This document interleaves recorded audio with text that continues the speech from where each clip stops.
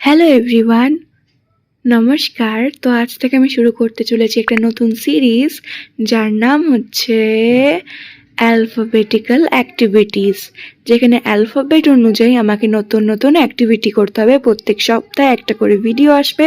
তো অবশ্যই ফার্স্ট লেটারটা হচ্ছে এ। তো এখানে বানাতে পারছি না, but let's start the video. Letter এর জন্য আমি চুজ করেছি আফটারনুন টি টাইম, কারণ কি বাঙালিদের সবথেকে প্রিয় টাইম সেটাই, যখন চা পায় তারা।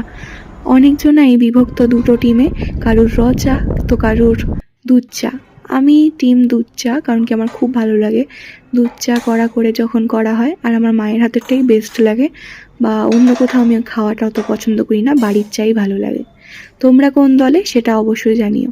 এখানে আমি মশালা টি বানাচ্ছি, আর কড়া চা খেতে পছন্দ করি বলে একটু বেশি করে ফুটিয়ে নিই যাতে টেস্টি হয়।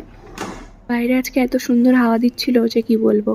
চায়ের পাতাটা ঢেলে দিলাম, আর এই কাপটা ইউজ করছি যাতে সেই রাস্তায় দাঁড়িয়ে সেই সবার সাথে যখন ঘুরতে বেরোই পুজোতে, তখন যখন চা খাই সেই ফিলটা নেওয়ার জন্য। এখন চাটা ঢেলে নিচ্ছি আর চলে যাচ্ছি আমার সব থেকে প্রিয় জায়গায়। এখানে আমি ক্লাস 12-এ যখন পড়তাম, দুপুরবেলা বসে বসে টেস্ট পেপার সলভ করতাম।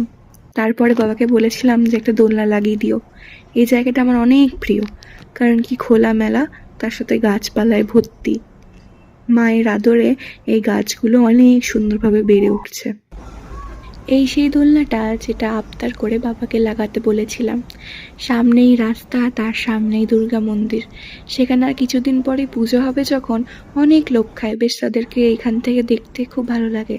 অনেক দিন পর নিজের সাথে সময় কাটালাম, সেটাও বেশ ভালো লাগলো। এই চ্যানেলটাকে নিয়ে অনেক কিছু ভেবেছি। এ দেখো, চায়ের কাপটাও শেষ। নেক্সট রবিবার আবার একটা ভিডিও পোস্ট করব, দেখতে ভুলো না। তার জন্য সাবস্ক্রাইব করে নাও। Like, comment and share. Tata.